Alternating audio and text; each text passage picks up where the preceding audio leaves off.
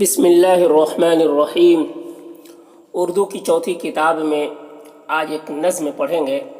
یہ نظم ہے جاڑا سے متعلق، یعنی جاڑے کا موسم کیسا ہوتا ہے، جاڑا جب آتا ہے تو کیا کیا اس میں کن کن چیزوں کا سامنا کرنا پڑتا ہے، ان ساری چیزوں کو نظم کے پیرائے میں بیان کیا ہے۔ تو دیکھیے اس نظم کو۔ جاڑا دھوم مچاتی سردی آئی، دھوم مچاتی سردی آئی، دانت بجاتی سردی آئی، دانت بجاتی سردی آئی۔ دھنیوں کے بھاگو جاڑا آیا، دھنیوں کے بھاگوں جاڑا آیا، دھنیوں کے بھاگوں جاڑا آیا۔ دھنیوں جو روئی وغیرہ کو دھن کے گدا وغیرہ بناتا ہے اسے کہتے ہیں۔ دھنیوں کے بھاگوں جاڑا آیا، تانت بجی اور راگ بھی پایا، تانت بجی اور راگ بھی پایا۔ یعنی روئی کو جو دھنتا ہے تو اس کے پاس جو ہوتا ہے وہ ڈنڈا سے وہ تانت میں مارتا ہے تو اس سے آواز کیا ہے، ایک آواز نکلتی ہے۔ تو اسی بات کو اس طریقے سے کہا، تانت بجی اور راگ بھی پایا۔ ڈھک گیا منہ اور چھپ گئے ہاتھ، ڈھک گیا منہ اور چھپ گئے ہاتھ، جاء البرد مع الجبات، جاء البرد مع الجبات۔ یہ عربی کا یہ ایک شعر ہے۔ اس کا معنی ہے کہ ٹھنڈی آئی، سردی آئی چادروں کے ساتھ، جبات چادروں کے ساتھ، یعنی جو اون کے جو کپڑے ہوتے ہیں اس کے ساتھ میں، یعنی سردی کا موسم جب آتا ہے تو لوگ اون کے کپڑے، موٹے کپڑے، گرم کپڑے پہننے لگتے ہیں، تو اسی بات کو کہا گیا ہے۔ ڈھک گیا منہ اور چھپ گئے ہاتھ، جاء البرد مع الجبات، یعنی سردی کے موسم میں سب لوگ ہاتھ منہ سب چھپا کر، مطلب پورا اوڑھ پڑھ کر رہتے ہیں، تو اسی بات کو کہا ہے۔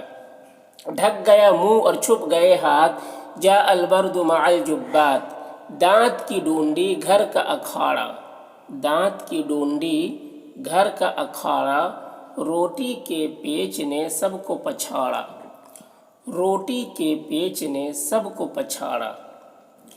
دانت کی ڈونڈی گھر کا اکھاڑا، روٹی کے پیچ نے سب کو پچھاڑا۔ کھیت کیار کے پڑ گئے پالے، کھیت کیار کے پڑ گئے پالے، پالے کے سب پڑ گئے لالے، پالے کے سب پڑ گئے لالے۔ یعنی اس بات کو کہہ رہے ہیں کہ اتنی سردی ہوتی ہے کہ آدمی کو کچھ کرنے کا من نہیں کرتا ہے، لیکن اس کے باوجود روزی کے لیے آدمی کو نکلنا پڑتا ہے، روٹی کے لیے آدمی کو گھر سے نکلنا پڑتا ہے اور ساری سردی کو برداشت کرنا پڑتا ہے، کھیت وغیرہ میں بھی کام کرنا پڑتا ہے، ٹھیک ہے۔ تو اسی بات کو کہہ رہے ہیں کہ کھیت کیار کے پڑ گئے پالے، پالے کے گھر بانٹی دولت اس نے، گھر گھر بانٹی دولت اس نے، سب کو دیا ہے خلعت اس نے، خلعت چھٹکارا، سب کو دیا ہے خلعت اس نے۔ یعنی کھیت کے بارے میں، کھیت جو ہے، کھیت پہ لوگ جب کام کرتے ہیں تو گھر گھر دولت جاتی ہے، لیکن سردی کے موسم میں کھیت کے بھی کیا ہے، پالے پڑ جاتے ہیں، مطلب کھیت کا بھی کام کیا ہے کہ سرد پڑ جاتا ہے اور اس سے چھٹکارا مل جاتا ہے۔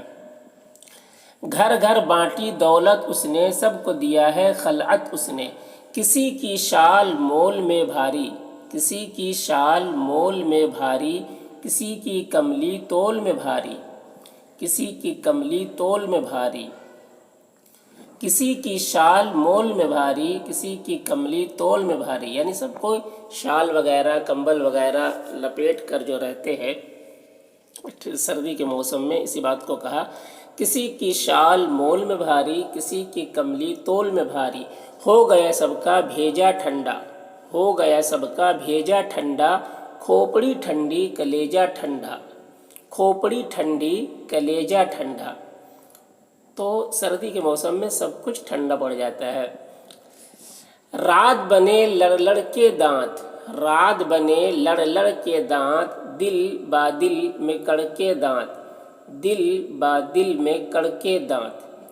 آگ سے سچ مچ لاگ ہے سب کو، آگ سے سچ مچ لاگ ہے سب کو، اس اولاد کی آگ ہے سب کو، اس اولاد کی آگ ہے سب کو۔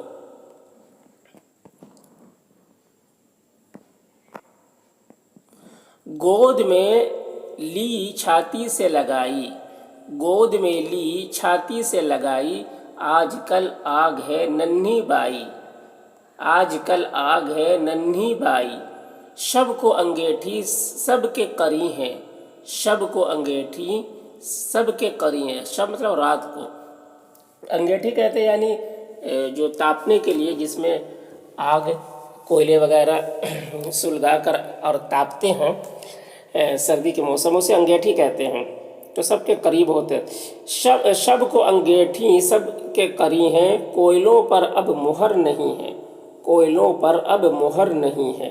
ایک ایک عضو ہوا ہے ٹھنڈا، ایک ایک عضو ہوا ہے ٹھنڈا، 4 مہینے بند ہے دھندا، 4 مہینے بند ہے دھندا۔